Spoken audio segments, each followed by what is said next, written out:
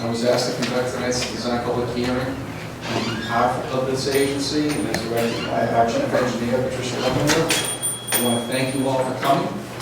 And you know what, if we get through this fairly quick, we can probably still catch the third period of the Veterans game later on. Sure. It's usually when the activity really starts over there. So first, I'd like to actually introduce a few members of our team tonight.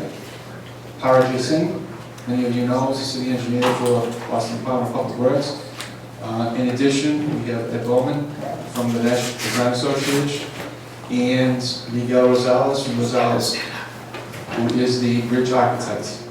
And I'm sitting or standing in the way of Joe Sakalos from ATM. He will be conducting a full transcript recording of tonight's session. So I would ask that when you do come up, any questions that are asked later on, please state your name for the record. And while we're talking about names for the record, I would hope that all of you have signed in earlier when you stepped inside the door. The way there helps create the database that we're developing for the project. Any other future meetings that we have, any correspondence, any information relative to the project, we will be able to forward to you at an email address or phone call. I'd like to also acknowledge the fact that we have Representative Ryan in the room this evening, the rear of the room, and also from Representative Jay Livingstone, we have Caitlin Duffy. Representative Ryan, would you like to say a few words before we get started here? I don't want to take too much time away from Not whatsoever. people that know what they're talking about. Just want to thank everyone for being here, and thank DOT and the City of Boston for coming together and doing that, and giving Bridge over here the much needed love that it needs. We've done a lot of work over the years to bring this part of Boston underground, above ground. It's beautiful, and that's the last little link to the Kennedy Greenway that's going to get done. It's going to be beautiful. So thank you. Thank you very much, Representative. So just a couple of housekeeping issues that I need to resolve before we get started is tonight's public notice of design public hearing was actually advertised in the Boston Globe and also in the Boston Herald on December 2nd and December 9th. So I just wanted to ensure proper advertising it out to any of you that we were able, I was able to utilize a lot of your contact information from previous databases on projects in the vicinity, so hopefully we were able to make contact with you, and like I pointed out, please leave your name and contact information so that we can actually move forward. So the project that we're all here to discuss, as Representative Ryan just mentioned, was replacement of the North Washington Street Bridge. And for many of us, I'm sure all of us, me personally, I've grown up in the city my entire life, spent a fair amount of time crossing over back and forth several times.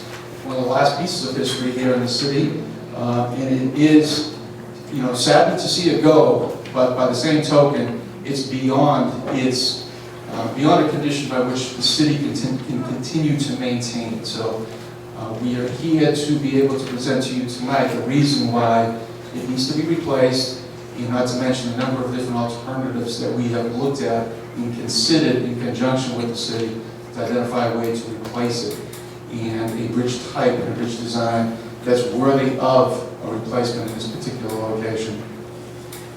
I'd also like, there are some concerns relative to property acquisitions and rights of way that need to be mentioned. We have from our District 6 office here at Mass DOT representative to discuss the right-of-way implications and rights to the property owners. And in addition to that, I'd also like to mention the fact that we have received several comments and concerns from some of the abutters and stakeholders, concerned stakeholders. We will be addressing those. Any questions, comments, concerns that you may have, including from members of the Constitutional Arena, whom I see here this evening, we'll be happy to address those and follow up with some of those concerns after the presentation. Good evening, ladies and gentlemen. My name is Shelley Yancey, and I represent the Right-of-Way Bureau at Mass DOT. The Right-of-Way Bureau is responsible for acquiring all of the necessary rights in private and public land for the design, construction, and implementation of this project. Affected property owners will be contacted by personnel from the Right-of-Way Bureau or consultants from working for Mass DOT. The procedures used must comply with state and federal regulations governing the acquisition process. The current design plan indicates that fee takings, permanent easements may be required. Other areas may also require temporary construction easements. Affected property owners' rights are protected under our Massachusetts general laws, primarily Chapter 79. If a project is receiving federal funds, the property owner's rights are further defined under Title III of the Real Property Act of 1970 as amended. I'll be happy to answer any general questions during the open forum and after the public hearing. Thank you. So a major question that often comes up relative to projects of this size and magnitude and complexity are, what's the cost and who's paying for it? So in this particular instance, it is a city-owned bridge. Congratulations, Power. We are working in conjunction with Power and the City of Boston to identify the funding source. Unfortunately for the city, Federal Highway Administration as well as Mass Department of Transportation have agreed to participate in the cost of that. It is contingent upon being able to permit and meet all of the regulatory compliance issues that DOT and Federal Highway impose upon ourselves, as well as upon our municipalities. So we are looking at a cost of approximately $125 million for the replacement of this particular bridge. Mass DOT and Federal Highway Administration have currently allocated approximately $113 million for the project. So once again, that is intended to be advertised March of 2017, but before that point, we need to make sure that we've met all of our obligations relative to regulatory compliance. So without any other further delay, I would just want to introduce once again Para. He's going to give you some of the input, some of the information that he's conducted to this point in time, and then continue on with our presentation. Thank you, Mike. Can everyone hear me to some level of clarity in the back? I'm trying not to get my voice too muffled through the system. Okay, my name is Para Jayasinghe. It's my pleasure to invite to have you over here on behalf of Mayor Marty Walsh, Chief Osgood, Commissioner Denny of the Public Works Department. Again, thank you so much for joining us tonight. Just for my curiosity, how many of you have not seen any part of this presentation in the past? Meaning, is this the first time you are seeing some of this? Show of hands. Okay, that's okay. So my apologies for not seeing you earlier. I have shown this multiple times, but again, I thank you for being here tonight. So let's go through this very quickly. Again, my name is Para Jayasinghe. I'm the city engineer, and Michael Dow here is Mass DOT's project manager. And we have a multi-team. We have the city, state DOT, federal highways, all participating, and our consultants are Ganesh, and our architects are partners, Howard Stein Hudson, ECA helping us to run this meeting more efficiently. You all know where this bridge is, so I won't waste too much of your time there. The bridge limits, the limits of this project goes from, that's the bridge, from this intersection roughly to about there. Because over our previous meetings, there were concerns about what happens here and here, but this is primarily a bridge that needs replacement. So, just a bit of history. This bridge was given birth back in 1898. Significant milestones in 1961. This bridge actually used to move. There was a swing span in 61 that was closed. The next major milestone was in 2003, where the 3 barrels of the bridge, the middle barrel was closed to all vehicular traffic. Just around the time we had the Democratic National Convention here. And since then, it has been an ongoing challenge to keep this bridge functional, meaning for it to carry its vehicles, including the heavy traffic, heavy vehicles. And the city continues to spend in the upwards of about $3 to $5 million every year maintaining this level of functionality. And with each passing year, it gets more challenging. So it is in need of attention. So with that background, again to remind those who may have forgotten, this is what the bridge looks like as a pedestrian, not the best of circumstances. Keeping in mind that you have the Freedom Trail going over. This is how the bridge looks if you work on a boat. And this is a rather interesting picture because this bridge is framed in the shadows of the St Bunker Hill Bridge. And I would very much appreciate if you can focus on the fact, because it is in the footprints, and our design philosophies for a new bridge, we need to be mindful of this. So here are our project goals. We won't waste too much time reading it, but in a nutshell, we want this bridge to be not just another bridge. It needs to function more like a city street that is over water. It just happens to be over water. So how can we capture that elements? It needs to be a multi-modal bridge, meaning it needs to serve just not the cars and trucks and buses, pedestrians and cyclists. Okay? And it needs to complement the St Bridge. So these are some of the more fundamental design philosophies which we were leaning on when we were designing it. The bridge needs to complement the Zetum in both form and function. Zetum is a very, very iconic bridge. It's almost in our posters. So we can't afford an iconic bridge, so we can try to program an iconic light, like a Coke light or something like that. Not the Zetum, but something. And functionality. Zetum is a very interstate bridge. This bridge needs to be more like a city street over water. So that in mind, we challenge the consultants to come up with a variety of schemes that we felt meet those needs. Now the consultants, rightfully so, and the architects took some liberties as to what we can do with it. So these are 4 of the types of bridges which we look at. The top 2, they may be very appealing in terms of how it looks, but there are some challenges in building a bridge of that nature. Not only from constructability, but from its vulnerability also. This day and age, these type of bridges can be compromised very easily by people who are so motivated, and from a maintenance perspective. So when we look at these bridges, we have to give those some consideration. Plus, these are not that cheap also, they're fairly expensive. So looking at these 4 bridges, and that is again those same bridges, but in the context of the Zetum. You see the Zetum in the background. I'm not sure you can see.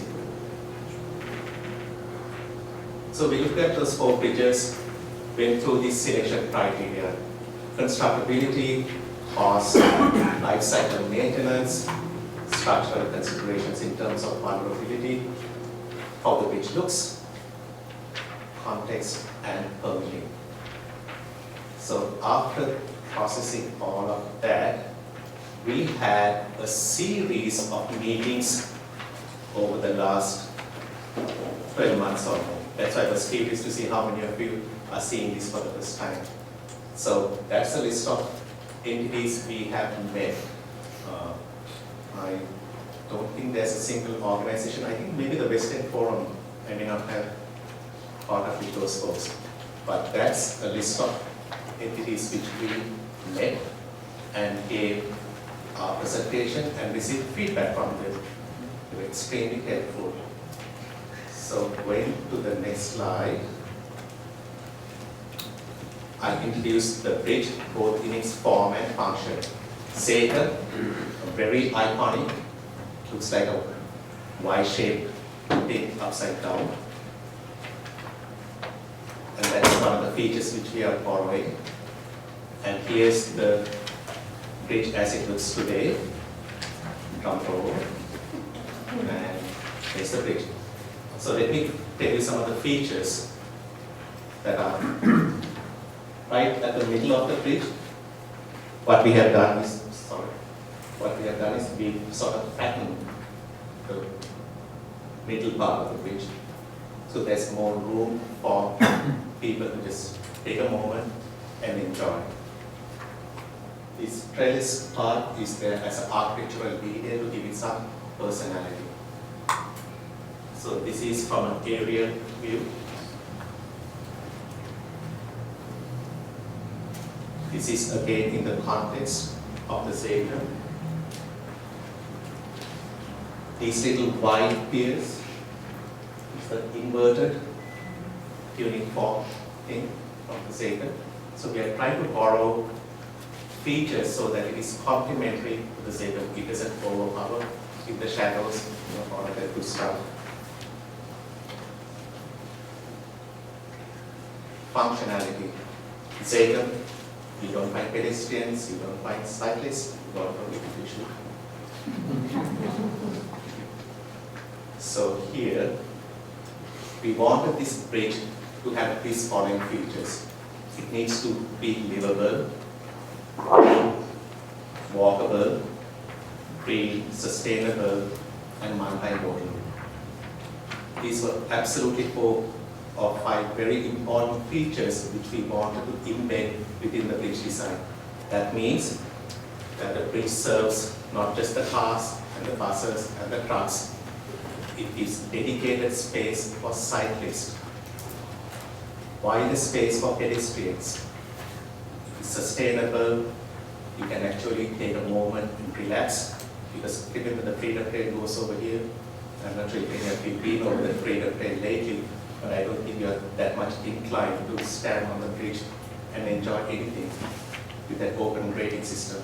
But that's a lost opportunity. So here, we want to create it so it's not a destination, but if you so feel inclined, you can just take a moment, not just fish. So that being said, I think this may be the last slide which I get to speak before maybe you get to come up and give you more detailed information about the parts of the bridge. All right. So that being said, we get is to make the space more available for pedestrian, bicycles, and also automobiles. So this is going to be the first bridge in Boston that will have cycle tracks. That would mean that the bicycles are going to be separated completely from the cars. We also have very wide sidewalks, which is a big advantage. Right now the sidewalks are about 8 feet. And we also wanted to introduce landscaping in the bridge, which is a first in Boston, and I think it's going to be something very innovative that is used in other countries, but not really very much in the United States. The design is much more cleaner than the existing bridge. For example, we have many less piers. We're only going to have 5 piers with bigger spans. And each of these 5 piers have 4 columns. And the idea is to make it very transparent. So if you are in a boat, you can see underneath and will be very, very clean. Right now, the bridge is very cluttered. You have very big granite piers. You cannot see through. You cannot see the harbor. That would be a very big difference. The other difference here is that we wanted to always highlight the center of the bridge. So the highest point where people would like to be will be an important location where you can stop and look out and entertain the views of the harbor. This is the existing bridge. Right now you have 80 feet, basically dedicated to cars and trucks, and only 8 feet on each side for pedestrians.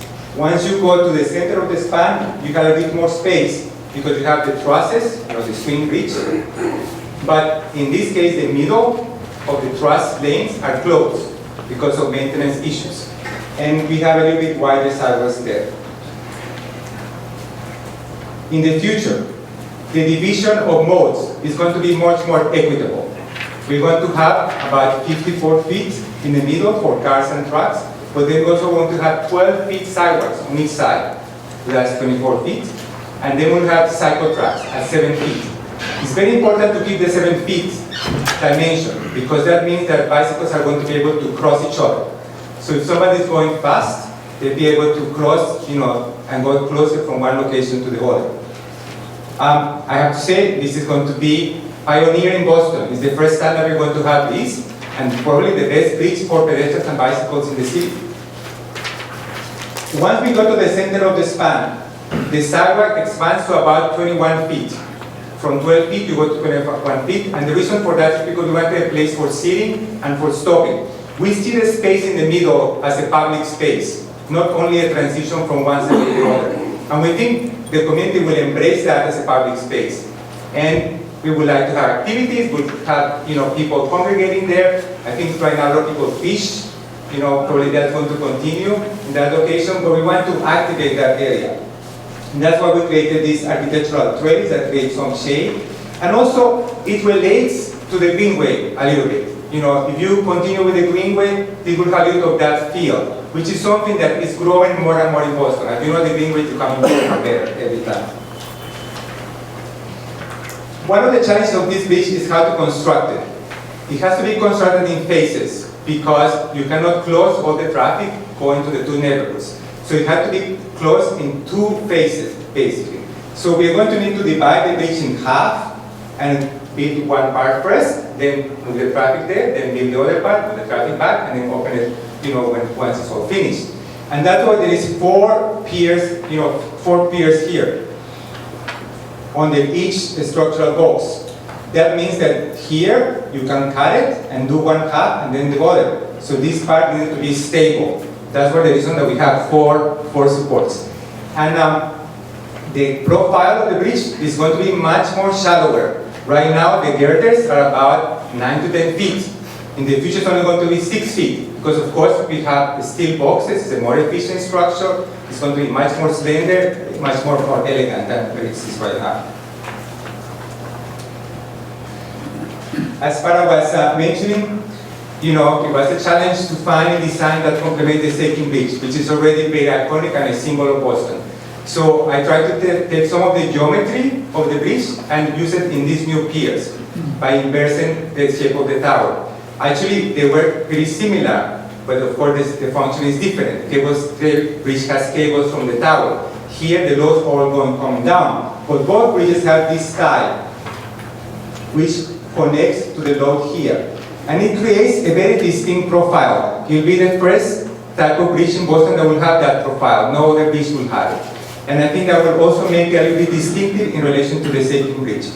We also want to see if we can enclose with some kind of cover some of the utilities. As you know, there is many utilities going underneath. There is steam, electrical, power, and we want to enclose a little bit the underside, so it's not so visible and for people to be able to walk inside. You want to do maintenance. We did the same thing at the St. Bridge. If you see the St. Bridge from underneath, it's not open. There is a walkway, there is a cover that makes the profile of the bridge more elegant, and we want to do something similar here.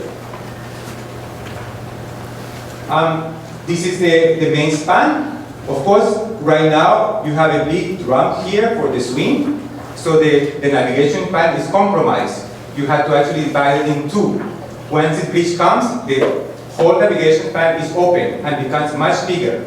So we are hopeful that the coaster will be very happy with this project and will give us a permit quickly, because they are basically the critical path to get the Coast Guard permit to start the construction. Then over the navigation span, we have created this element, which is basically to create shade and create like a sense of place. Many people feel that it looks like a fish or it looks like a hockey stick. I mean, you can do many interpretations of it. But I think that it could be illuminated at night. You could do like art exhibits. It could play many different roles. So it's like a flexible space for the community. And we want to hear from Charleston and the North End, what you would like to do with that space that becomes available. And it's one of the best views in the city. You can see all the monuments in Charleston. You can see the U.S. Constitution. You can see the North End Church. So it's a very special location. Lighting is going to be very important, and we feel like there should be not only lighting for the roadway, but also for the pedestrians. So there's going to be both lightings. And the railings will also be illuminated. So it's going to be open 24 hours. You'll be able to use the bridge all the time. And we try to always play with the geometries that relates to the structure. So all the elements are consistent. So you don't think that somebody designed the lights and then somebody designed the piers and somebody designed the barriers. So everything is following the same family. That's why you see these triangulations in the shape. This is part of the railing. We are going to improve the Freedom Trail. Right now the Freedom Trail is faded. It's basically painted. We are going to make a better treatment. So this is one of the most touristic locations. Many people come to Boston just to do the Freedom Trail. So crossing here will be important to have the best system for that. And we also feel like there is an opportunity to explain something about the city. So we are now proposing 6 areas where we are going to explain something about symbols and monuments of Boston that you can see from the bridge. So when you're on the bridge and you're looking at the Bunkington Monument, you'll be able to read about it. And that's something that is new, and it will create like a space, like I would say, like an outdoor museum of the city. And right now, these are the 6 that we have suggested: the Coastal House Tower, the Boston Garden, the St Bridge, the Old North Church, the US Constitution, and the Bunkington Monument. All of these symbols of Boston you can see from the center of the bridge, which is, quite special. If there is other suggested themes, the community will tell us, and you can decide that. It's a very long bridge, so there is a lot of space to put these kind of elements. And I think it will make the bridge special, like identify Boston and the bridge together. We also, work on the railing system. It has to be a crash barrier system, but we try to use a railing similar to what we use on the Longfellow Bridge, where it has an open railing, so it's not just a regular jersey barrier, which is not very nice. So it will have like an open feel to it, and then inside at the median, that's what we want to propose some of the plantings here. What you can see here, the view, from the side. I think from here, hopefully you can see the visual relation between the 2 bridges. From many places you will see them together, and it's very important that they are, compatible and harmonious. This is a view from the harbor walk.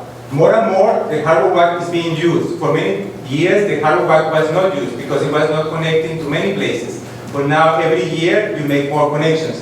So there will be one important connections here. And one of the things that is going to be part of this project is to replace the walkway that goes under here. The reason for that replacing is twofold. One, right now, the walkway is too low, so it floods. So during high tide, it floods. And that's not going to improve. It's going to get worse, when you get the global warming and the tide starts to go up.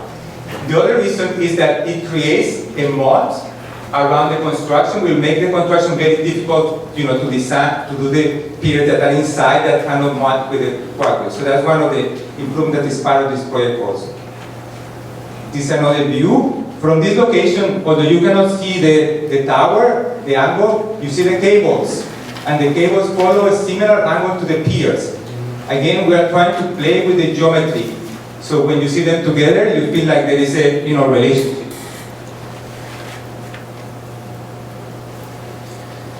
This is a view you're going to the new Converse, which actually is just open, and this new building is in construction.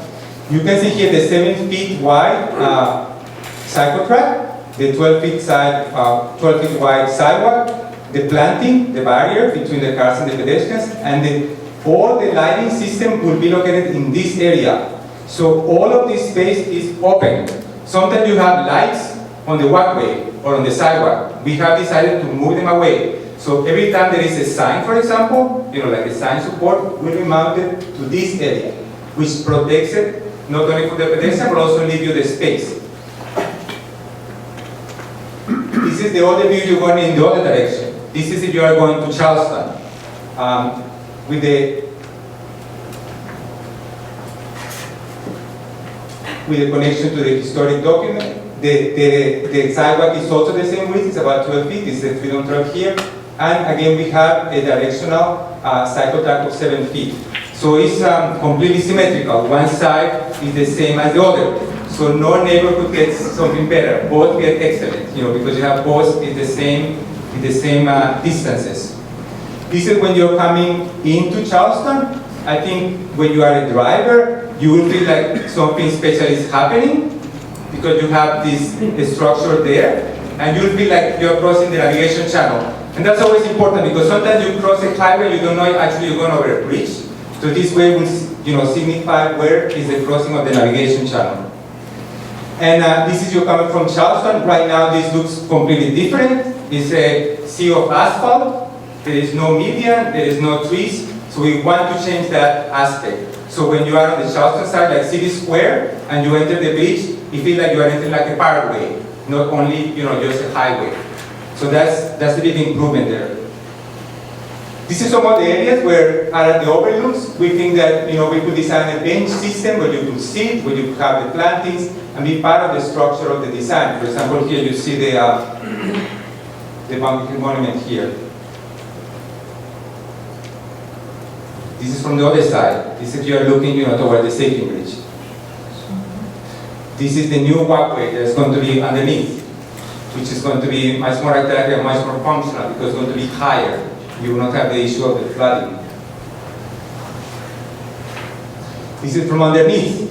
Again, it's important to always design the underneath of the bridge, because you are in a boat or you are on the walkway, you look at it, and then sometimes that's forgotten, and that's something that was done very carefully. For example, the St Bridge. Actually, if you are under the St Bridge, it's actually a very nice space. They should plan like a party there. I mean, it's actually very, very nice space, the design under the St Bridge. And you can see it here together. We think the lighting should complement each other. So right now, the main feature of the St Bridge is that there is lighting here in the white shade, and it's a blue lighting, and that lighting can change. We would like to do something similar inside here.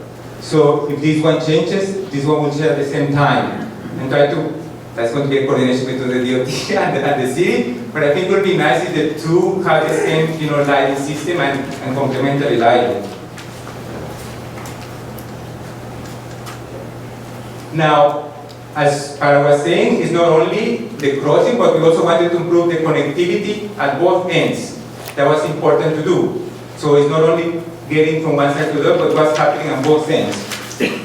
One of the things that was done is that right now, you have this lane here, which takes a lot of space and makes this very long to cross from the city square area to the park.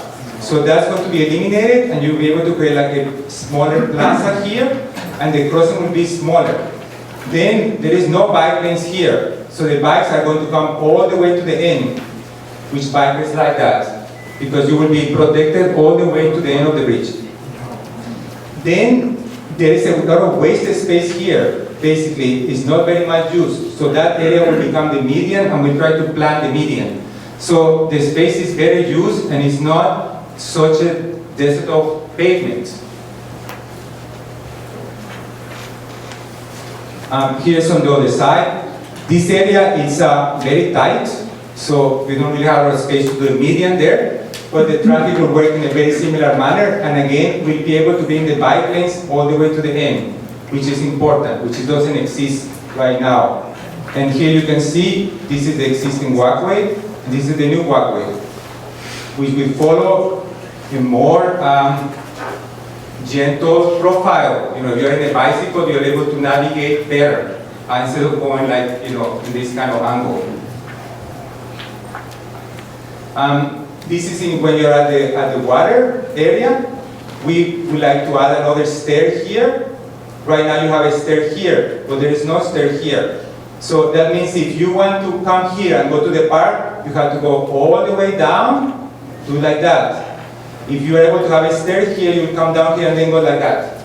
So that's going to make it much more functional. From the sidewalk, you are able to go directly to the park. And that will increase the usability of Port Revere Landing Park. Right now, sometimes a little bit empty. I think it's because you need to have, more connections.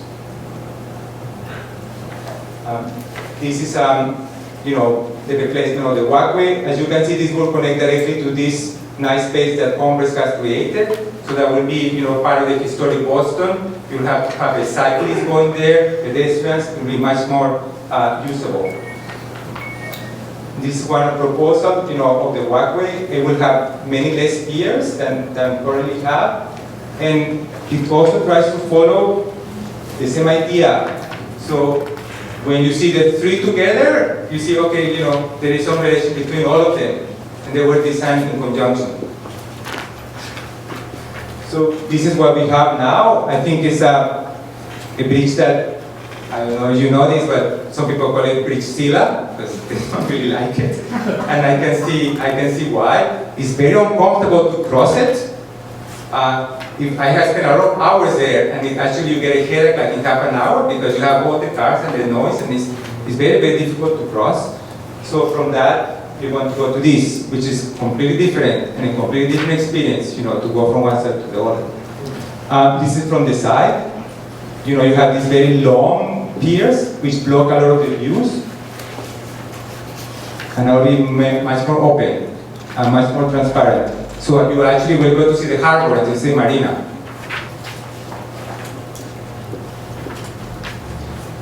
And this is unfortunately what people do, every day when they cross. Particularly, people don't like that you have this open grade here, and you have high heels like they walk through, and it's very hard to walk. And actually, the horses don't like it either. That's why we do not move the horse barracks to that side, because they're afraid to look down. So that would be completely open and much more wider and much more elegant. And that would be the new expression. So we see this bridge as the future of Boston. We think that this bridge will set the standard for other bridges in terms of pedestrian or bicycles, of constructability, in terms of how it's done in the water. So we see it as a pioneer project, and we hope that you will endorse the project. Now we come to the hard part, the permitting and how to build it. And Ed from Ben will explain that. Thank you, Miguel. So I'll talk quickly about the permitting, and then I'll talk about how we're going to phase the construction, and then I'll talk about right-of-way impacts. So here's a list of permits that we're in the process of obtaining for the bridge replacement: U.S. Coast Guard, Army Corps of Engineers, Mass Coastal Zone Management, National Marine Fisheries, FHWA permits, and environmental permits in the historic as part of the Section 106 for the FHWA.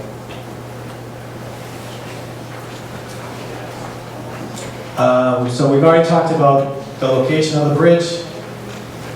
My bearings: north is to the right, Charlestown is to the right, north end is to the left. I'll talk about the stakeholders as well on the bridge. So this is our bridge that over the Boston Harbor that will be replaced. It extends from here to this line here. This is all over the water, and this will be replaced. Here's that swing span that we talked about where the center bay is closed. This is actually an extension of the bridge that was replaced in 1992 as part of the Central Artery project. It's actually an enclosed warehouse. We are proposing to do repairs and improvements to these spans as well. And this is Water Street that connects to the Paul Revere Park. Some of the constraints, or some of the stakeholders involved: this is 160 North Washington Street, which is the new headquarters for Commerce. They have an entrance to the building that comes right onto the bridge. It's right about here. The bridge starts here, right to the west sidewalk. There's the newly constructed Lovejoy Wharf, and that was constructed. That has an entrance to an elevator from the west sidewalk on the bridge. And there's an upper pavilion that lands on the sidewalk as well, and stairways that go down to the lower wharf. Of course, we mentioned TD Garden, and North Station is also a stakeholder in this project. On this side, we have the Prince Street Park with a DCR, has the tennis courts, which is right adjacent to a retaining wall that we have on this project. As we move north over the harbor, we have this walkway that connects Lovejoy Wharf to the Prince Street Park, which, as Miguel mentioned, goes underneath the bridge. Moving further north, we have the Charles River Dam and the lock system that has Fender systems that extend to the bridge and beyond the bridge that channel the boats into the locks. We also have the discharge pumps from the Charles River Basin north of the locks. This here is a training wall to help deflect the flow from the pumps, which has to remain in place during the project. There's another walkway that connects Tudor Wharf east of the bridge to the Paul Revere Park, which is west of the bridge. And then this is the Marriott, the Residence Inn, And there is, actually back into the harbor, there's floating docks that the Charlestown Constitution Marina has floating docks, and some people stay here all year round. So there's lots of stakeholders in this project. And I'll look at the bridge. We've already talked about this section here. Shows the swing span that used to turn. The center bay, as we talked about, was closed back in 2003. The east bay carries 2 lanes northbound, and the west bay carries 2 lanes southbound. And there's a sidewalk on each side, and currently no provisions for cyclists. This section here is the approach spans. There's 5 spans over the harbor, each side of the swing span. And the center is closed. The width of this closure varies to meet the center bay, and then narrows down to the median at the intersections. So besides the traffic and the peds and the bikes that use this bridge, there's also many utilities on this bridge that will have to be accommodated during construction. These 2 over here are 115 kilovolt, high pressure fluid filled transmission lines which can't be moved at all. They have to be held in place during construction. They have to be held in place during construction, and the new supports from the new bridge have to match their location. This is a 36-inch gas main. That is actually a little easier to move. There's an 8-inch water pipe that you see now on top of the east sidewalk. There are conduits tied to the east railing. One's an interconnect conduit for the traffic signals, and then there's 3 fiber optic conduits. Eversource has electrical ducts in 2 locations. And MBTA actually has some power conduits on the bridge as well. So that's just some of the constraints and some of the stakeholders in this project. Moving to the next slide. So in order to minimize the impacts of traffic during construction, our first goal is to get the utilities out of the way. So in order to do that, the only place we can do that. Yeah. And I look at slides anymore. Okay. Thank you.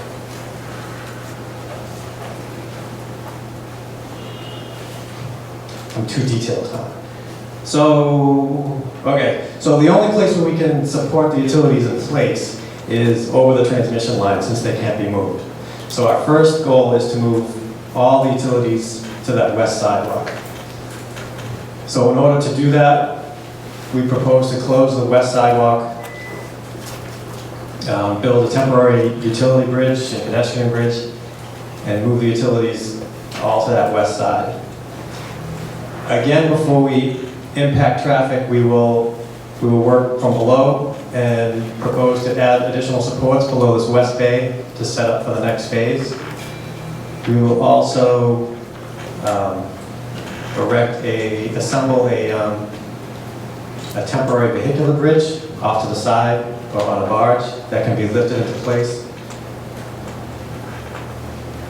Oh, next slide, please. And here you see the temporary utility bridge and pedestrian bridge over the west sidewalk. And using accelerated techniques, we'll pick a critical time where we can close the bridge, close the east bay, and remove this portion of the bridge, the swing span, the east bay and the center bay, and drop our temporary bridge in place. During this phase, we have room for 2 lanes, either 1 lane northbound, 1 lane southbound, or 2 lanes southbound and detouring the northbound traffic. Next. This shows a possible detour for the northbound traffic. It's about 1.5 miles long. Next. Could you go back, please? That a little longer. The detour. And the timeline. So the timeline, so this, we're still planning for 2 to 3 weeks, or a short-term closure that we can do with accelerated techniques in order to get through this pain. Because the center bay is closed. Since the center of the truss is built with 3 parts, and we would like to build the bridge in halves. If we build it in halves, we can accommodate 3 lanes of traffic during the majority of the duration of construction. So here you see the temporary bridge that gets dropped in place over the main span, and the approach spans to the existing bridges in place, and we can accommodate 2 lanes into the city southbound and 1 lane northbound. And also, at this point, we can have both sidewalks reopened. And then we can demolish the existing bridge for the whole length of the bridge, construct our new bridge, the west half of it, and also do repairs to the warehouse spans and the Water Street Bridge. And here you see the newly constructed west half of the bridge. The temporary utility bridge and Fender Bridge is still open. And we shift traffic to the new bridge. We can still accommodate 2 lanes southbound, 1 lane northbound, while we remove our temporary vehicular bridge, demolish the east half of the bridge, and construct the east half of our proposed bridge, as well as do the approach work. So here you see the east half of the proposed bridge is constructed. There's still a little connection to do. Now that that's built, we can move the utilities to their final location. And the next step would be to close this west sidewalk again, remove the temporary bridge that was supporting utilities and pedestrians in order to build the west sidewalk over the harbor. And there's some median work as well in City Square. And this is finishing out that stage would be to extend the west sidewalk and bike lane to the intersection. And here you see the final condition of the bridge with 2 lanes northbound, 2 lanes southbound, separated bike lane on each side and the sidewalk on each side. And this section is shown at the widened section over the main channel. Along with that, the right-of-way impacts. There are proposed temporary easements as well as construction access permits for parks. Lovejoy Place is a private way. There's a temporary easement. There is a retaining wall here that holds the sidewalk about 8 feet above Lovejoy Place. Contractor will need access to go down to mortar the masonry wall and replace the sidewalk and pedestrian railing. The Converse building, the Lovejoy Wharf, there are temporary easements to connect, maintain access, as well as construct our bridge that is right against their building and the wharf. The Prince Street Park, this would be a construction access permit that would allow a contractor to, go along this wall. This is another retaining wall that they would need to remortar the masonry joints and replace the sidewalk and railing. This area here is shown for that walkway that goes underneath the bridge for improvements to that. Next slide. The gray shows a permanent easement or a new city layout where the bridge is wider over the harbor.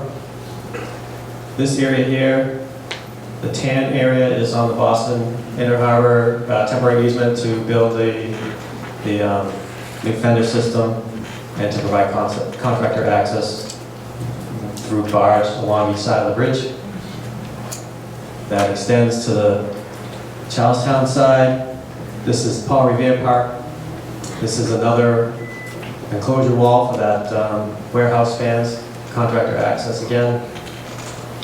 And this here, this is one of the floating docks for the Constitution Marina. And we'd like to have contractor access to this east half of the bridge. Again, continuing along Paul Revere Park. And this is 1 Chelsea Street. There is another retaining wall just to replace another temporary easement at a retaining wall and to construct the back of the sidewalk. Current Fender system and navigation channel. This is the existing pier, is about 75 feet diameter, and that's how the locks were built to line up with the existing bridge. There's a 40-foot lock here. This is the main commercial lock. And then this one over here is to the two smaller locks. This navigation channel over here is for the two smaller locks, which are about 22 feet wide. So we have two separate channels underneath the bridge. And the vertical clearance is 22.4 feet to the mean high water. And we've been working with DCR to lay out the proposed Fender system. This one has to extend beyond the bridge as it's a Fender system, but it's also a training wall to guide the flow from the discharge pumps, as well as this one. This is a Fender system to protect the pier. The new navigation channel will be 141 feet wide at the east side, and we're proposing to have that split into two channels to guide the vessels into either the 40-foot lock or the two 22-foot lock. And we can maintain the vertical clearance in the center 80 feet of the channel. Those transmission lines prevent us from increasing that clearance. And I think that is it for the hard stuff. I'll get it back to that.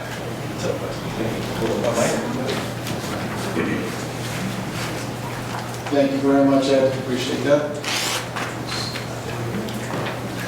It's just not fair. The architects get to present you with all the sugar, and then the engineers got to follow up with all the sour later. I only wish that the construction period was actually going to be as short as the presentation was, but that won't be the case. We fully expect it's going to take probably in the range of 3 years, as is shown up on the board there. And that is implementing as many accelerated techniques as we possibly can. So the reason why we asked you all here tonight, and we're glad that you are here, is to hear from you, solicit some of your comments and criticisms, for which Mass DOT does tend to receive a lot, no doubt. But it's an opportunity for us to hear the public, hear what your concerns are, and try to address it. These drawings that you've seen tonight, these are just preliminary details. And a lot of work still needs to be ironed out as we progress into final design and through the permitting processes. So, without further delay, if there are any elected representatives, officials in the room, I would ask if you have any questions or anything like that. It's your opportunity. And if not, I'm going to ask the public. I would ask, and I will be happy to actually bring the microphone to you, is please state your name, your affiliation, whether or not you're a resident or a butter, and ask your question, because as I mentioned earlier, Joe is up to the recording, and we'll be preparing the transcripts. In addition to that, all of you hopefully received a copy of a brochure when you walked in the door this evening. If you didn't, please raise your hand. I'll be sure to actually get a copy to you. With that, there is a mail and comment letter. If you have anything that you think of when you leave this evening, you want to mail it in, it's going to come into the Chief Engineer's office, Patricia Leavenworth, and it will get forwarded to me. And I will share with Hara, and between the two of us, we will develop a response for you. So, with that, the floor is open. Anybody who wants to speak, please raise your hand, and I will be happy to deliver the microphone. Ma'am, I think you were first. Thank you. Thank you. I'm Jane Forrestall. I live in this building, actually, up on the 9th floor, and I'm Vice President, Downtown North Association, and I also work in this neighborhood. My first concern is right there, stop right there, that's like, Converse building is not in the north end, that's the west end. That's number one. So the people who live in the Stratus building right next door to that vote in the west end, so that's just a little clarification. That's my bad, so. Okay, thank you. Secondly, I know that this is a city bridge, Yes. and I want to know how your construction schedule will fit into the crossroad, or it's not crossroads anymore, the construction on Causeway Street. Directly starting Boston. Yes. How will that all work in together? And how much more disruption are we to expect? Well, You had to ask that last question, right? So thankfully, the Connect Historic Boston project is also a public works project, and Causeway is part of that project. We are not hopeful, we are, what's a better word than hopeful? Sorry? That's a much better word. We are extremely eager to finish that project before this one starts, because otherwise it becomes very awkward for us to manage projects of this nature and subject the one who people we serve to anything more than what we need to. So because both are public works projects, even though that this bridge project will be handled by Mass DOT, by the time summer of 2017 comes, the Causeway project will be done. So since I'm the chief bottle washer for the city, I have a small role that influences how things should take place. I think the administration, the commissioners, everyone has absolutely no desire to, what's the best way to say this, extend or prolong anything beyond what's needed. And patience is not one of my virtues. I feel it's a handicap, but we want to get in and get out as soon as possible. To borrow on some of the big questions, and how much time do we have today?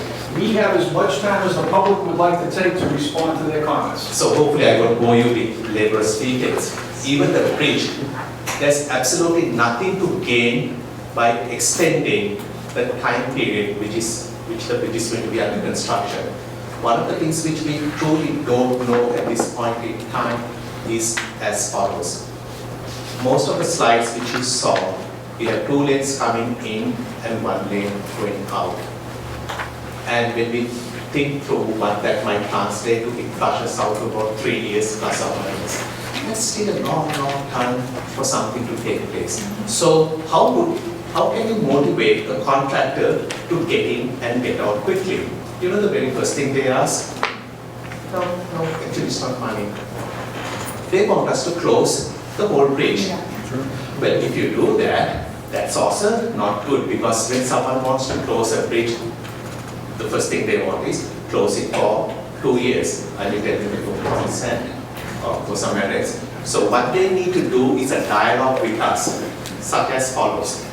If we close the bridge for 1 week, how much will that allow you to contract the project schedule? Now, if they say, if we give them a week and they expedite it by a week, it's of no use.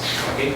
So it's a dialogue which we are going to have, where strategic points in time during the construction, it may be advantageous. So it's a continuing balance of how much pain, inconvenience for a week, maybe a long weekend, or 2 long weekends in the summer where we are all, or most of us are not here, which will allow the contractor to gain some serious contraction within the time. So this is some of the things which we are looking for. I hope you're here by the end of the game, because when you see what happens at the end of the game. No, it is not as much as I like to see the wings win and all that happiness, but when they come on, it's like ants popping out. It's very interesting. It is the beauty of our city, but hopefully we can get out as quickly as possible, because this bridge is in need of attention. And what we are always fearful of is one day receive a piece of paper from those who are supposed to write to me saying, this one PJ, that bridge cannot maintain its functionality. That would be an awkward moment. Thank you, ma'am. And I will, if it is okay with you, just so that there's some level of fairness, I'll take a question from this side, and that's a decent okay with all of you. Ladies always more sorry, silliness on my part. Yes, ma'am. Oh.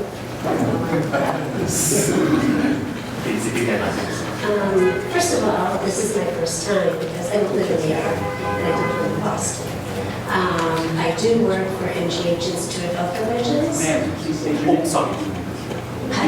You didn't say your name. Oh, my name is Diane Nolan. I'm campus operations manager for MGH Institute of Health Professions, which is a graduate college for master's and doctoral degree oriented programs. The bridge is great and aesthetically beautiful and very functional. My problem is transportation for my students. Ultimately, our 5-year project is to expand substantially in the yard. However, this is going to hinder our ability to recruit students. We're already having difficulty getting into the yard and getting out of the yard. I mean, typically on a good day, it would take 10 minutes to get from the yard to North Station. When the construction was going around lately, Sullivan Square and everything, it was taking up an hour to get to North Station. We have a lot of clients that we serve. We provide over $1 million each year in free healthcare services to the community. We have a lot of clients who use the ride. We have students who do have to drive and after class have to go to clinical sites afterwards, and all this is wreaking havoc. I've been trying to find alternative transportation arrangements for the employees and the students, which is how I accidentally came across this. And I don't, fortunately, read the papers here, but I will. And in researching is how I stumbled across this and actually found Mr. Dowd and emailed him from the MassDOT site. So I'm here representing the Institute, but I'm also representing the director, one of the directors of the Friends of the Charlestown Navy Yard. And so our concerns are the same, pretty much. One of them is, are you taking into consideration the added traffic from the casino? It doesn't seem like the bridge with 4 lanes total traffic is really addressing our current needs, because at the end where Chelsea and Rutherford are, you actually do have 3 lanes each, or 4, that go down to ultimately 2 or 3, depending on traffic. So you're going down to 2 lanes each way when actually now we need more than that. And with the growth in the yard, we have a hotel coming in there. We've had a lot of condos built there. We have Spalding there now. That doesn't seem to be addressing future needs. And one thing I was thinking of is back in the day when we first moved to the yard, Lovejoy Wharf did have a water shuttle, but because of a lack of need at the time, it got stopped. But now, could a survey be done at the yard of like who would use, a shuttle? I mean, the one from South Station, Long Wharf and Rose Wharf is fine, but we have a tremendous amount of people that come to North Station to the yard. And that bridge is the only way, unless we're considering perhaps water service along the different docks in the yard. I mean, they go all the way down to Spalding. So my thing is, if you're putting together a project of this magnitude, there should be some money budgeted in that for alternative transportation. In your letter here, the second page, it said a temporary inconvenience. This is not a temporary inconvenience. This has the potential of affecting our bottom line and people's jobs and the care of the people that we provide services for. So, sorry to take up so much time. Thank you so much.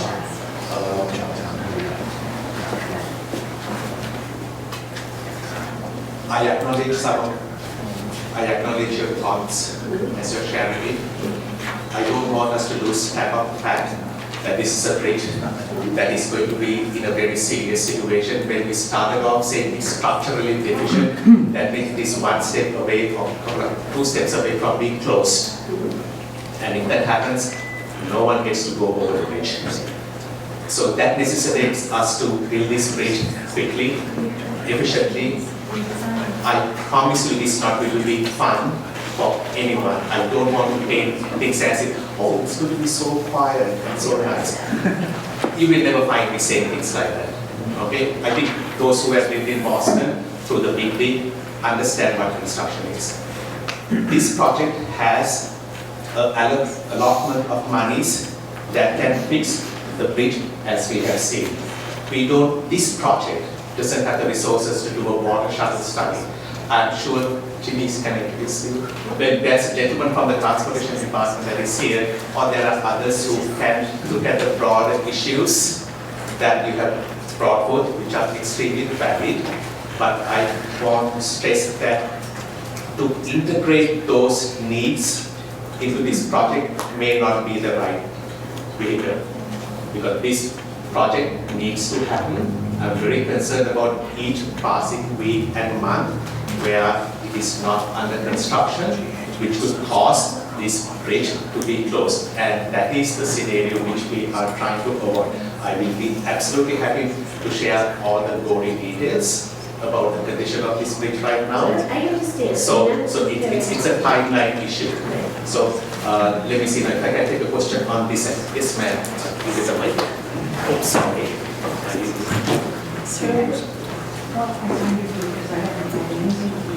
Oh, I'm so sorry. Next time you have cookies and sorry. My name is Louise Thomas, and I live here in the West End. I'm a member of the West End Civic Association. I'm also on the Leverett Circle Pedestrian Bridge Committee.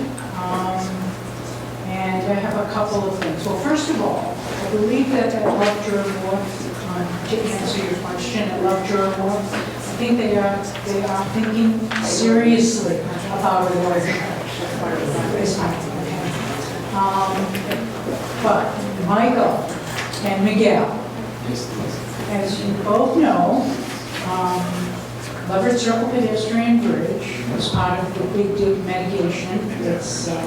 And can you tell me if that's going to be done before this project or after this project? If it's going to be done after this project, I might as well forget about it. I don't know how to answer the question. What I can tell you, Louise, is that DOT is at a very similar stage in the design process of the Leverett pedestrian bridge as we are here with North Washington Street, 25%. I mentioned earlier that we're in a position now where we'll be able to conduct the design for hearing very early in 16, probably in January or February, as long as we can get the notifications out. What we are looking at right now, and what I have tasked with some of our traffic models now, is to identify, there are a number of projects that are right now on a parallel track for advertising, for construction, at the same duration and the same time frame as the North Washington Street Bridge. DOT and the City of Boston, we're in a process right now, we're evaluating what are the implications of having all of these projects ongoing at the same time. You're all very aware of Longfellow. I have a fair amount of knowledge on that particular project. The Leverett pedestrian bridge. Mass INR is considering building a parking garage along Silver Street Road. We have North Washington Street, and oh yes, we have the Summer Tunnel that we're also talking about. My point being is that I won't commit that there is an ability to be able to follow, one's going to proceed or one's going to follow the other. There is, so long as the information that comes back from the traffic information that we're evaluating right now, a potential for these projects to run concurrent with one another. So that is a possibility. I don't see how it could run concurrent. That's why I wanted to make sure. We have, as as Power just pointed out a few moments ago, we have $112 million that has been appropriated and programmed into the TIP for 2017 for this particular project in March 2017 for an advertising. We need to continue to advance this so that we don't lose out on the opportunity for being able to utilize that. As far as the pedestrian bridge, which Mass DOT has spoken with you and your colleagues and your friends, we are continuing to advance the design of the pedestrian bridge as well. That's been going on for many years now. I understand. Give me a second. I'm sorry. That was a very, how can I say this? A very important point you mentioned, and that was the future impact of traffic. Things can, car traffic can go through the roof, we don't know. So the best way for me to respond to that sort of a concern or eventuality, because that thought pattern has been shared with us on multiple meetings when we met with the Charlestown neighborhoods. So the best way for me to answer that question is as follows. Today, the bridge surface has 2 lanes coming in, 2 lanes coming out because the middle panel is closed, and you understand the joy of that means. And we are building a new bridge, and all you are seeing is 2 lanes coming in, 2 lanes going out.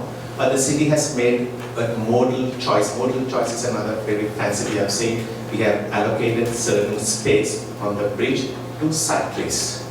So that vision or that objective has been, that is something that is germane to the city. We want to increase modality. Hopefully lots of people will take bicycles. But that's what we are hoping for. Now let's look into a crystal ball 20 years later, and for some reason, I don't want to guess, but no one is biking. Let's assume that's the case. And when you look at the lane diet, which you need on that roadway, and all the smart people come to the conclusion, hey, guess what? No one is cycling. It's like, okay, no one is cycling, and we need an additional lane. Now, can we do that with this bridge? Guess what? Yes, you can. And here's what we have done. The underneath of the bridge is structured so that the top part of the bridge, you know, where the fancy trellis is and the bicycle lane, we can very, not easily, but without much, you know, without much pain, we can take another lane. So the bridge has been structured from the bottom part so that the top part can be reprogrammed in years to come. So that's the best way for me to answer your question as to what if the casino and if you have 10 casinos or the world stops rotating. That's what I share with you. Okay? So, on this side.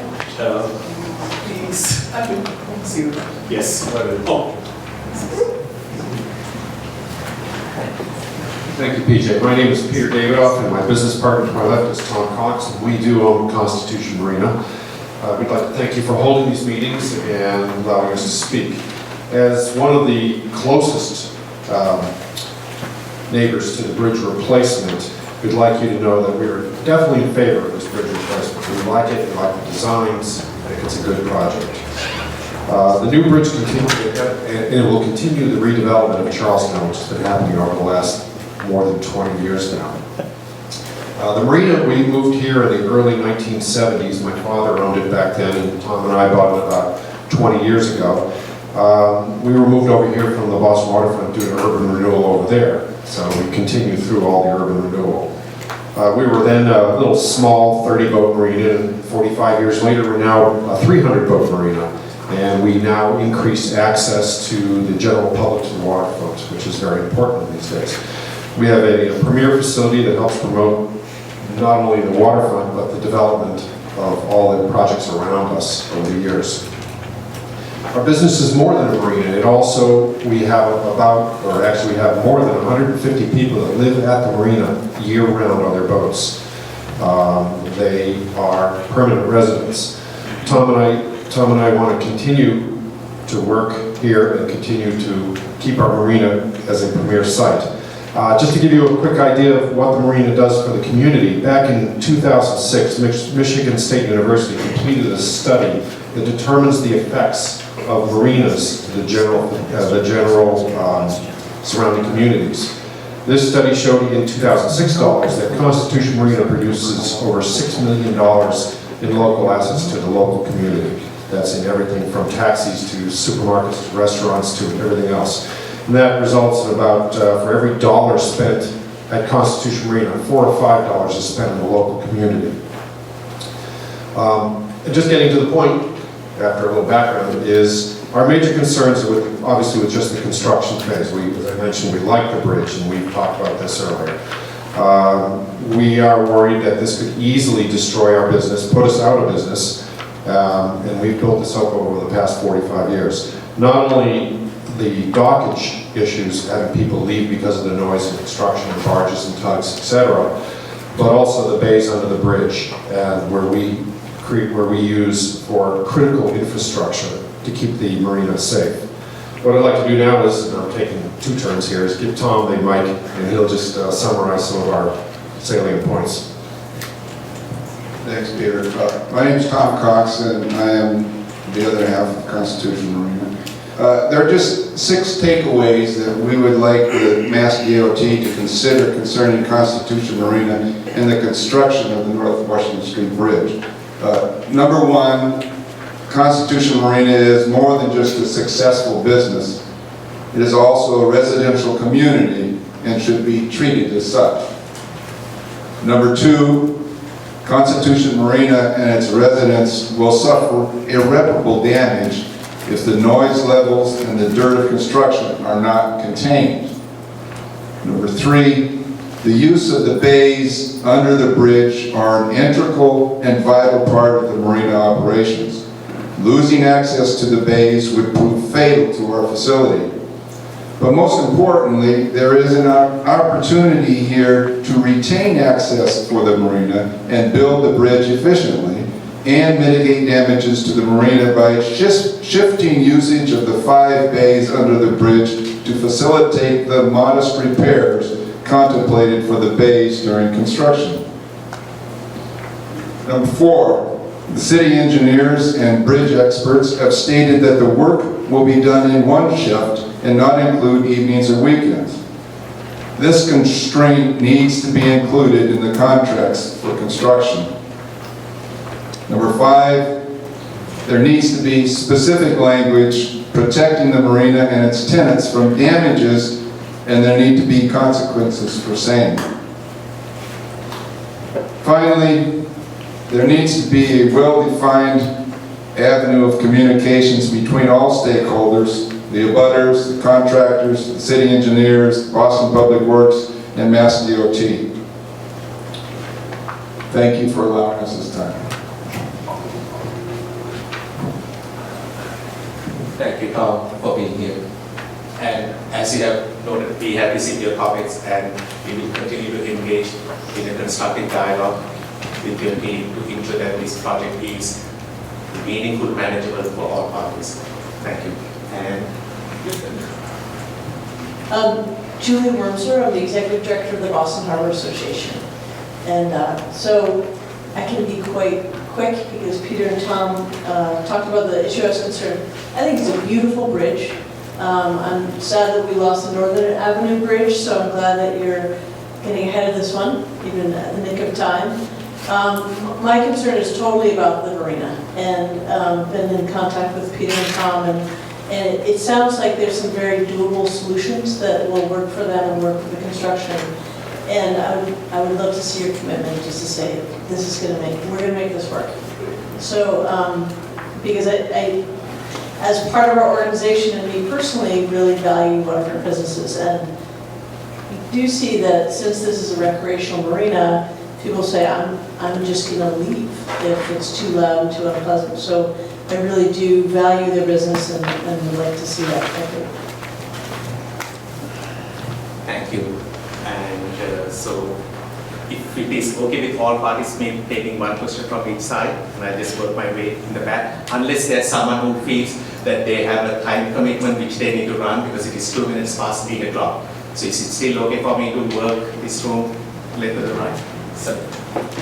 Thank you very much to all of you for doing so much to open lines of communications within the community and for your outreach so far. My name is Bruce Berman, and I'm the Director of Strategy, Communications and Programs for Save the Harbor, Save the Bay.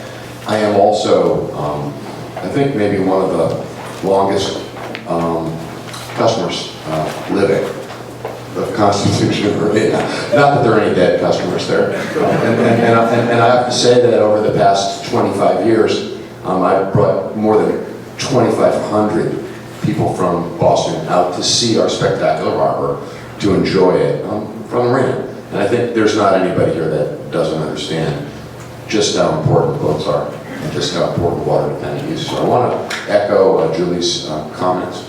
The marina is an extremely important water dependent use. And I believe that you guys have indicated, from what I understand, that there's a number of ways that you can help to mitigate the impacts on their business. That's important.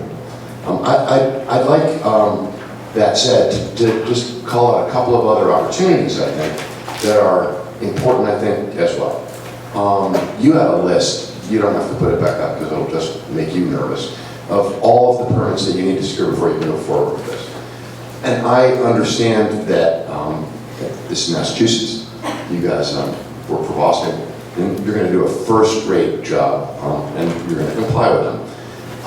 If there's a way that as you move forward in the processes and apply for your permits, that you can let the public and the advocates know where you are in the process, so that we can make those supportive comments that you need and those constructive comments that the agencies need, so that they can make sensible determinations about issues that are sometimes silly to say, but pretty important. You know, whether it's shad or smelt or striped bass or herring, those are resources that belong to everyone in the Commonwealth, and you understand that you guys have a responsibility to phase and manage your construction to mitigate those impacts. There's also opportunities that we'd like to see further explored. Just one quick call out. What a great idea to have static 20th century signs that could never change on our bridge order.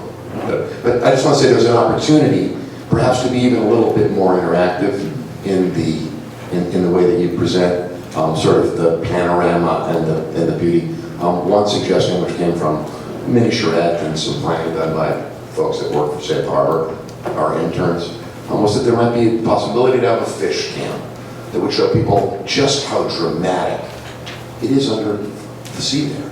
There's 3,500 striped bass in schools from the beginning of the summer to the end of the summer. It's an extraordinary place. You guys have a remarkable opportunity, and DCR can tell you why you need to move the overlook so that it doesn't interfere with navigation. This isn't the only opportunity for public comment, right? No, it is This is the 25% meeting. We fully expect to be coming here before you several times between now and the point that we advertise for construction. Right, and it's at that point that we move into and you anticipate that date to be? I would say April 2017. Okay, thanks. Give me a second. If you notice in most of our renderings, the marina is one of those beautiful things. One has to be completely out of one's faculties for not recognizing the value of it. So the trick here, or the challenge, is how do we sub-optimize a variety of elements and get this project done so that it makes sense, not at the expense of a given entity. So we need everyone's assistance, cooperation, systems, ingenuity. I promise you, there's nothing like a bad idea. Sometimes even out of interesting ideas germinate something that are spectacular. So please, I beg you to be participating in this process. And if you feel that there's an idea that you want to share with us, do share with us. You are right, this bridge is going to be a very interesting location. It has many opportunities. We don't want to oversell what can be done. From this perspective, we need private sector's partnerships. You saw those little green little trees over there? Can you imagine how challenging it's going to be to grow a tree on a bridge? Not easy. There are people who are of the opinion that I may have lost my senses to even envision something of that nature. So we do need but the soundbite is, we need the private sector's partnership. Without their expertise, their know-how, their resources, the personality and the cool stuff is not going to be there. So as much as you are an advocate for some of the nicer features, some of the nicer programming, we need you to be equally passionate to help us to find those partnerships. Otherwise, this can be something that is so mediocre, and it is not what Boston is about. At least that's what I think you think. I just wanted to just reiterate, and I appreciate that, what Julie said. We both, in a way, really want to hear you say, we'll find a way to make this work. Yeah, that commitment work would be a really great. Well, I don't want to be irresponsible. It is very easy for me to say things to meet the moment. I don't want to be irresponsible, but it's not my style. But what I'm seeking are partnerships, and there's a great desire for us to do the sensible and right thing. this is one place where separated bikeways could work, but frankly, the reason is that it is not being designed as a city street. It is being designed as an expressway.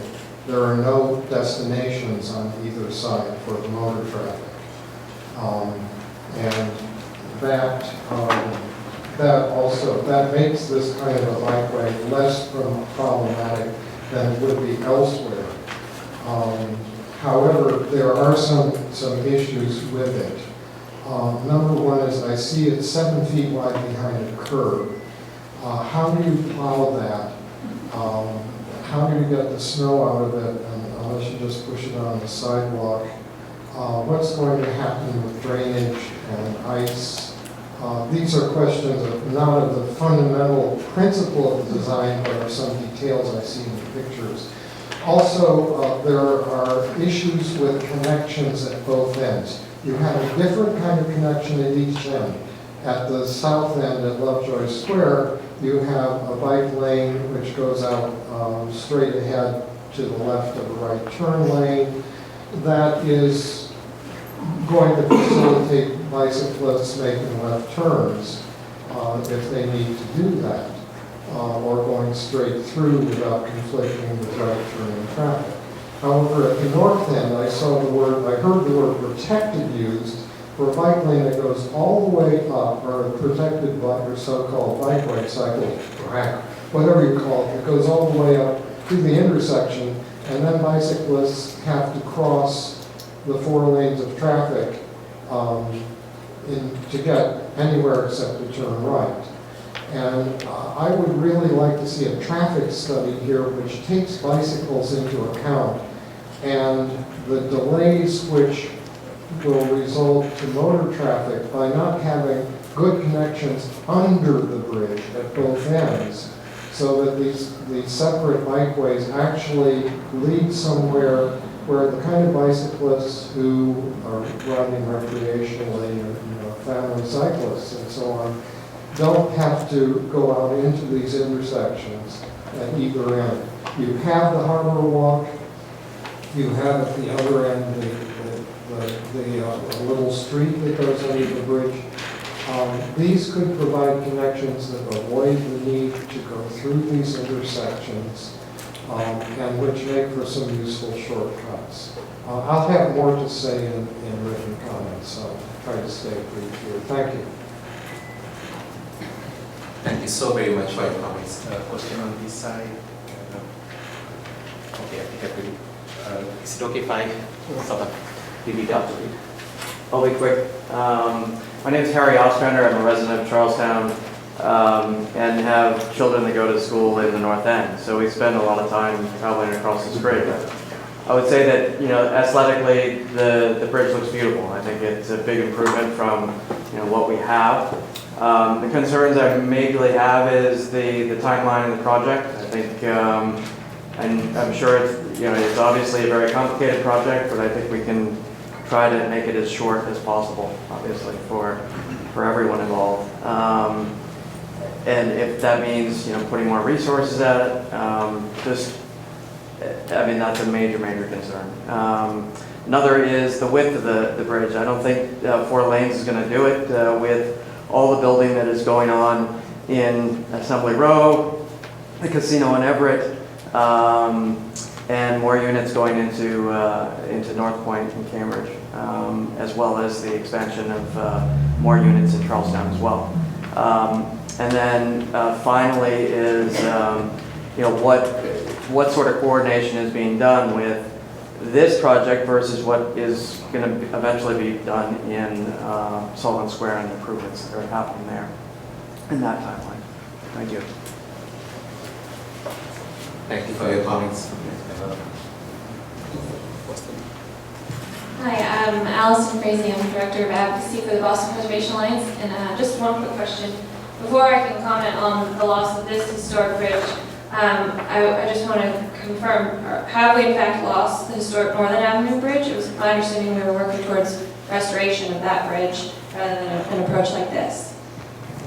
I'm sorry, your question is with this bridge or something else? Northern Avenue Bridge. This is North Washington Street Bridge. I know that, but this is the loss of historic bridge, like the Northern Avenue Bridge. So before we can submit comments on this bridge, I'd like to know what's happening with that historic bridge. If someone else referenced it, that it was being lost. Is that true? Sorry. Well, it's closed. It's closed, people can't The walk bridge is across. closed already. It's like open. Correct. So we are still progressing with the restoration of that bridge, rather than replacing it like this bridge. No. I don't think so. No, it's in terrible shape. I know. Can you comment on that? Or I'm no? sorry, I'm not in a position to comment. I'll be happy to discuss anything and all about the North Washington Street Bridge. Oh, yeah, thank you. That's all I have. Thank you.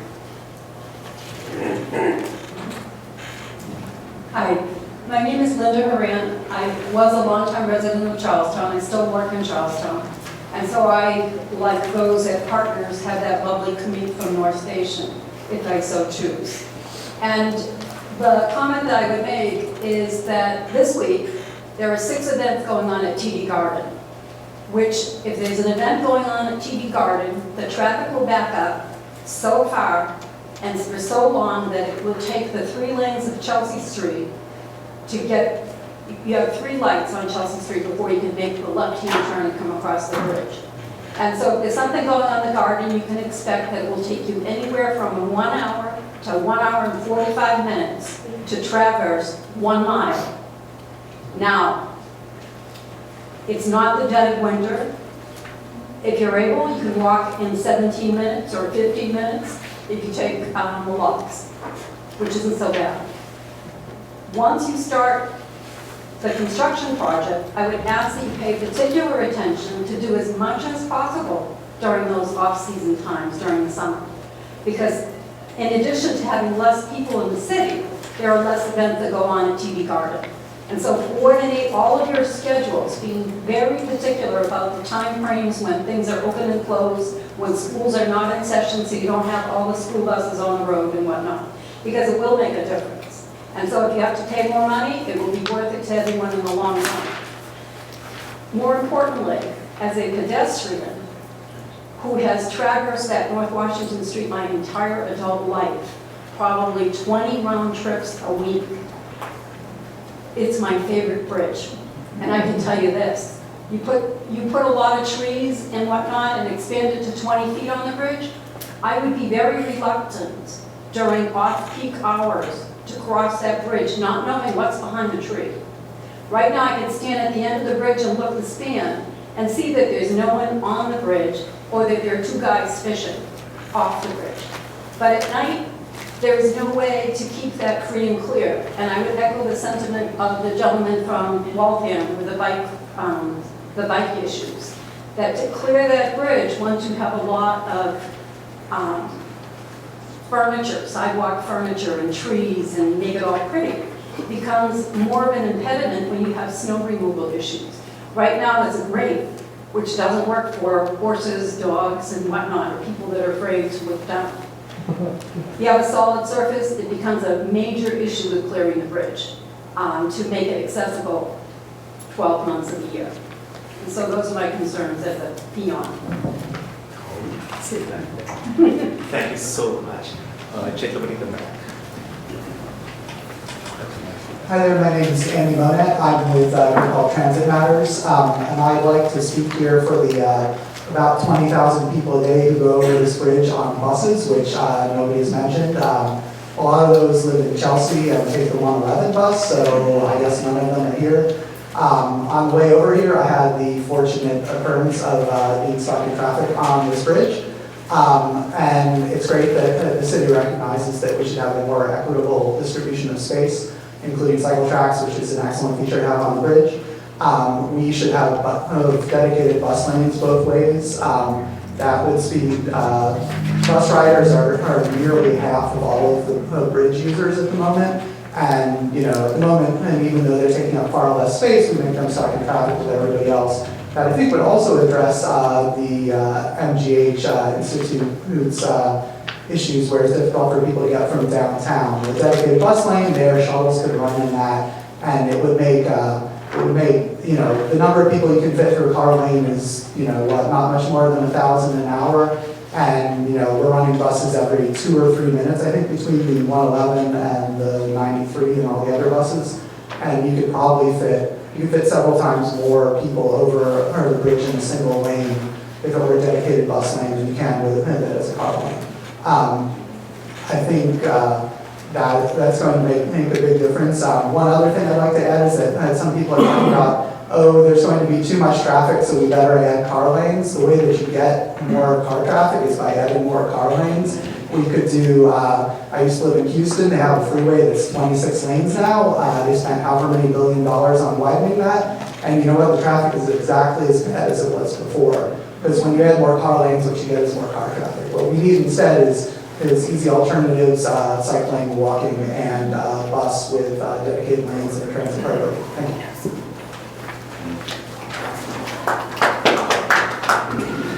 Thank you.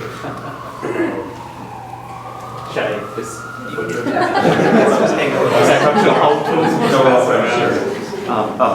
Thank you. My name is Mark Tedrow. I'm a resident of Rosendale and a member of the Little Streets Alliance. I really like the protected bike lane cycle tracks on the bridge. I think John and the lady here has come up some very valid concerns about the pedestrian bike lanes on the bridge. My main concern is heading southbound on the bridge at the end where you get to Keeney Square. Everybody, from toddlers to very elderly people, can ride the cycle tracks, at the end of the bridge. But once they get there, there's precious few people who are going to feel comfortable crossing Keeney Square. I realize it's out of the scope, but the city of Boston should include it. Thank you. Excuse me.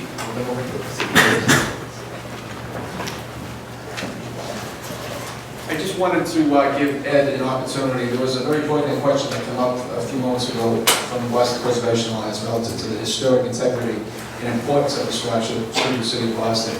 And I just wanted to give Ed an opportunity, who is the structural engineer of the project, an opportunity to give you an opportunity to give him to tell you what efforts have been undertaken to try and retain and preserve and restore some of the historic importance and integrity of this project, or this bridge in particular. Thanks, Mike. This project started, I want to 13 years ago, as a rehabilitation. We tried to rehabilitate this structure. We went through, we did a rehabilitation study on the bridge, we did an inspection. Does everyone know what rehabilitation is? That means you're sort of just fixing parts of the bridge, not the whole bridge. It's a very awkward way of doing things. So we went through the bridge rehabilitation study, which is to make sure we're spending money the correct way, public money the right way. We did a thorough inspection of the bridge. Mass DOT does inspections of the bridge every 2 years, and even on this bridge every 6 months, because the amount of deterioration on the bridge. And as Kyle said, he gets letters from the state that says you need to fix your bridge or close it, and they spend $4 to $5 million every year just keeping it alive.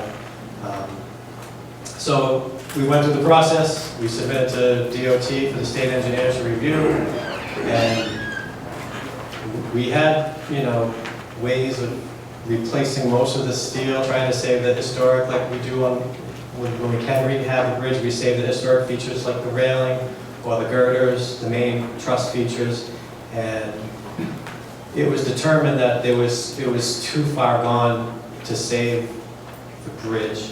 And then with rehabilitation projects, it starts $40 million, and by the time you're done with the project, it's $8 million because they find additional deterioration that happens so much. And I think what did it for the state was the piers, the granite piers, the concern of the piers with scour and undermining. They're on timber piles. You can see right through the piers in some areas where the mortar's gone. And then we did a type study. The next step was to do a type selection worksheet, which is what you've seen some of the sketches of what we've looked at. And it was decided to replace the bridge. It was decided that it was too far gone. And I get to go out to the bridge personally sometimes, and it is amazing the amount of deterioration. It's just acceleration. Once, you know, the rate of deterioration on a bridge is it's exponential, to use a complicated word.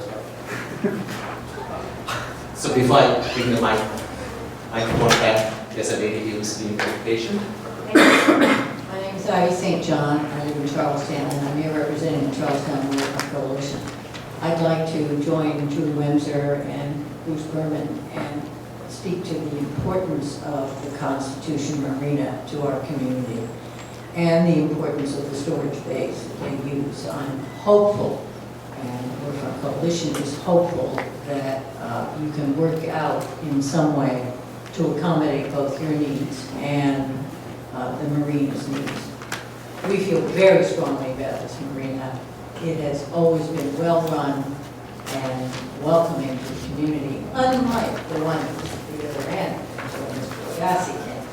So we're very privileged now to have two terrific marinas, making our waterfront even more exciting than it has been. On another topic, I do want to say that I do remember this bridge, the old bridge. When I first moved to Charlestown in 1973, we used to screech around the corner from Causeway Street, and I could smell Stop and Shop's great. Yeah. So you're gonna miss the old bridge, won't I'm you? going to miss the old bridge. What I can assure you is it won't be all of you. DOT, because we are going to be responsible for fielding all of the comments, complaints, criticisms when this does go to construction. It won't be without some pain. So we will be begging for your indulgence on patience. We will, by all means, be employing every effort to try and minimize any disruptions to the businesses, certainly Constitution Marina, but it won't be without some pain and suffering felt for all of the users, whether they be cyclists, pedestrians, boaters, motorists. There's going to be a little bit shared by everybody. Thank you, Ivy.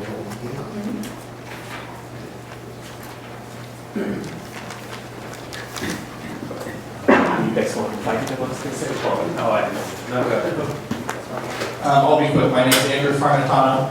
I'm a Boston resident, a member of Livable Streets Alliance. I want to say I think you've done a great job with the design. I think the way the design team kept in mind the St Bridge and designed a really truly multimodal bridge is great. I think I'd like to encourage you to, as the design proceeds, to really focus on the connections on either end of the bridge to make it so that people walking and biking to the parkland, on both sides of the bridge, as well as between the neighborhoods, is really safe, and so that kids and elderly people can walk and bike across the bridge in a safe way. And I'd also like to urge you, as the gentleman to my right mentioned, to look at putting dedicated bus lanes.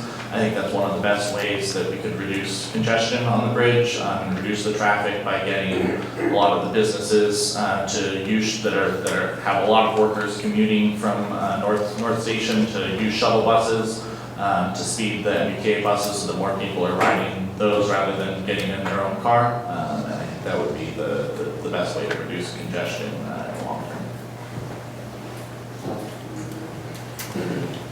Thank you. My name is John Ramos. I'm a former resident of Charlestown. I now live in South Boston. I want to reiterate what everyone's talking about the dedicated bus lanes. We can't just add more lanes and expect the cars to come back up when it's the bottleneck on either end. So priority bus lanes is imperative, not only now, not only in the end result of the project, but especially during the construction phases of the project. You know, if you're going to be limited to 2 lanes or 3 lanes during construction, we have to just simply prioritize how we move people in and out of the city, and a bus or high occupancy vehicles are far more efficient than individual cars. I also want to compliment the bridge design. I think it aesthetically is very nice, and as a cyclist and everyday bike commuter, I appreciate the separation throughout the length of the bridge.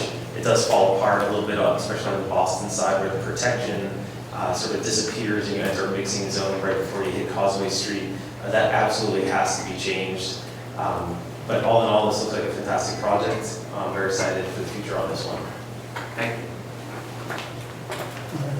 Thank you. My name is Doug. I work for the Boston Cyclists Union. We'll obviously be submitting written comments later. For now, I'd just like to thank you for the design of the bridge. I think it's beautiful.